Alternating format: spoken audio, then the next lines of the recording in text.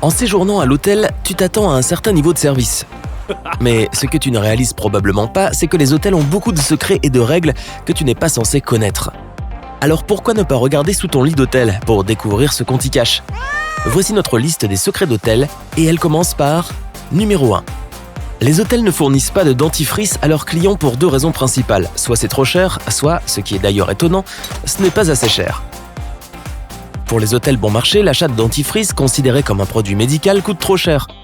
Pour les hôtels de luxe, à l'inverse, il n'y a aucun fabricant de dentifrice qui soit capable d'en produire en version assez haut de gamme pour être offert dans les salles de bain. De plus, le choix du dentifrice reste une question très subjective et ce qui peut sembler correct pour un client peut s'avérer tout à fait inacceptable pour un autre. Numéro 2. T'es-tu déjà demandé pourquoi ils n'utilisent jamais de drap housse dans les hôtels ? Ils sont certes pratiques, mais pas pour un hôtel. Les draps sont changés beaucoup plus souvent qu'à la maison et leur élastique s'use bien trop vite. De plus, c'est un cauchemar de devoir changer des draps housses. Il faut qu'ils soient de 2 tailles différentes, un pour chaque type de lit. Il est simplement plus facile d'utiliser 2 draps plats universels ayant la même taille pour chaque lit double et de ne plus se poser de questions. Numéro 3. En parlant de draps, tu as dû remarquer que les draps et les serviettes dans les hôtels sont presque toujours blancs. Il y a 2 raisons très différentes à cela, bien que l'une n'empêche pas l'autre. La première est la commodité, bien sûr. Quand tout est blanc, il est facile de tout laver ensemble et d'utiliser de l'eau de Javel pour éliminer toutes les taches possibles. La deuxième raison est liée à l'expérience visuelle des clients. Selon les sondages, les gens perçoivent la couleur blanche la plus fraîche et la plus luxueuse, ce qui rend leur séjour plus agréable. Numéro 4. Les hôtels surbookent régulièrement leurs chambres et doivent parfois demander aux clients qui ont déjà réservé de choisir un autre hôtel quand ils viennent se présenter à l'accueil. Cela se produit parce qu'il y a toujours un certain nombre de clients qui ne se présentent pas et les responsables des hôtels préfèrent prendre le risque d'un surbooking afin de ne pas perdre d'argent. La plupart du temps, il faut savoir que tu prendras moins de risques en ayant déjà réglé ta chambre qu'en l'ayant simplement réservée. Numéro 5. Si tu vois un prix exceptionnellement attractif pour une chambre sur un site web, fais attention. Il se peut que la taxe de séjour obligatoire ne soit pas incluse. Si tu as la possibilité de payer une chambre à l'avance, tu connaîtras le prix total au moment de payer. Il indiquera normalement le prix initial que tu as vu avant la réservation et tous les frais supplémentaires, y compris les frais de séjour. Si tu décides de payer à l'hôtel, tu pourrais avoir une mauvaise surprise lors de ton départ, alors assure-toi de toujours lire les petites clauses. Numéro 6. Les heures d'arrivée et de départ ne sont pas fixées pour t'embêter. Cela est fait pour que tu ne bouscules pas les autres clients qui quittent tout juste la chambre que tu as réservée, et pour donner le temps au personnel de l'hôtel de finir de nettoyer et de préparer la chambre pour l'arrivée du prochain client. Soit dit en passant, l'heure de départ est normalement située entre 11h et 12h, car les hôtels se soucient de ton bien-être. Cela te permet non seulement de prendre ton petit déjeuner tranquillement, mais te donne aussi le temps de te préparer sans stress pour ton départ.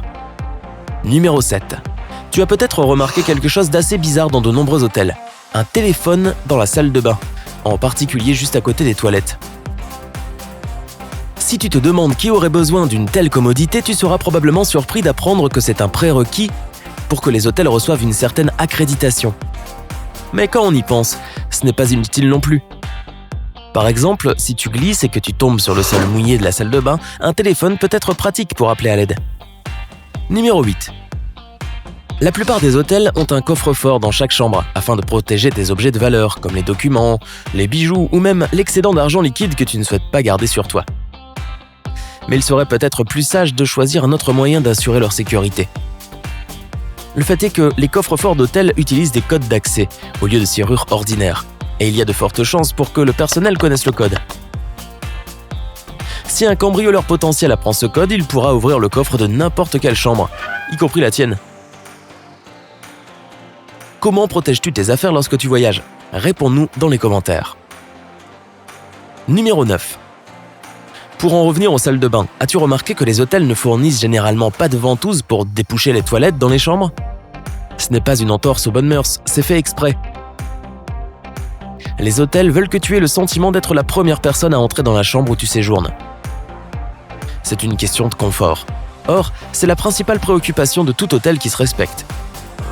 Effectivement, la présence d'une ventouse dans la salle de bain, selon des sondages anonymes, fait penser aux gens que les toilettes pourraient avoir tendance à mal fonctionner.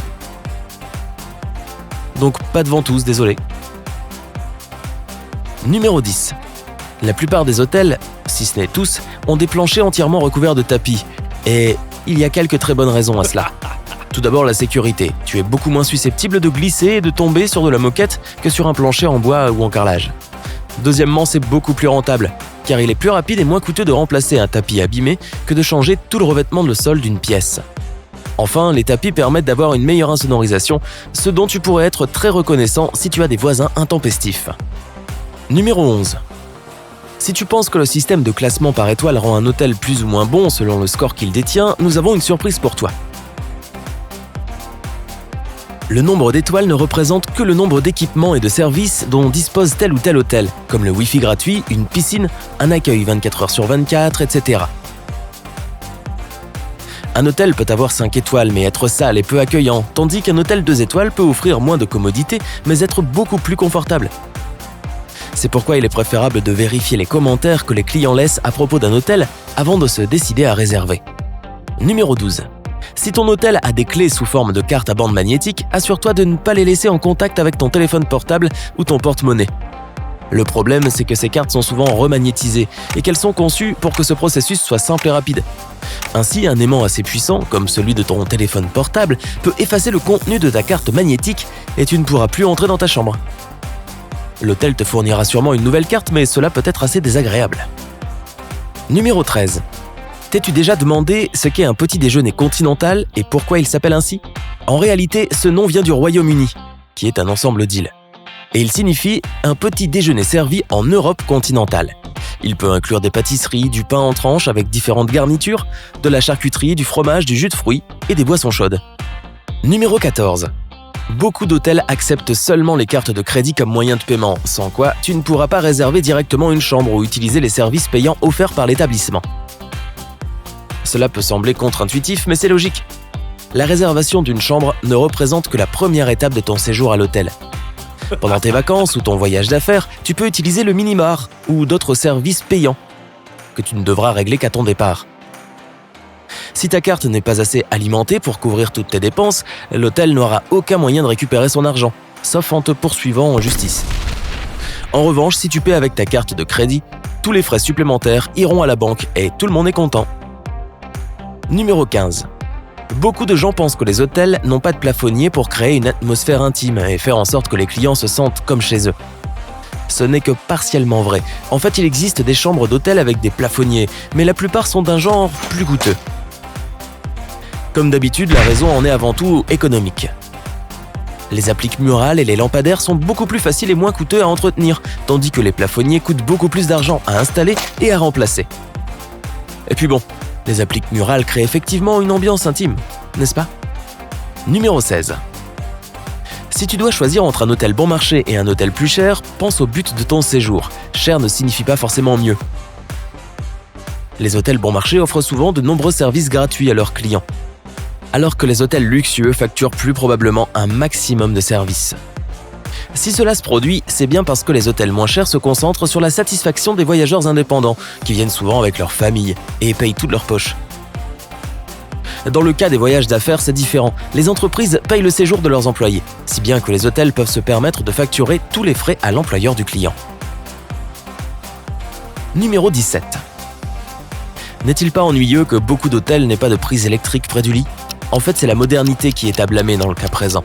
Beaucoup d'hôtels dans le monde ont été construits avant que les téléphones mobiles et autres appareils portables ne deviennent aussi répandus et indispensables. À l'époque, on n'avait pas besoin de prise à son chevet, et beaucoup d'hôtels n'ont pas encore rattrapé le temps perdu. Tu peux éviter ce problème en séjournant dans un hôtel construit plus récemment. Si tu as appris quelque chose de nouveau, mets un like à cette vidéo et partage-la avec tes amis. Et voici d'autres vidéos que tu vas sûrement apprécier. Clique sur celle de gauche ou de droite et prends la vie côté sympa.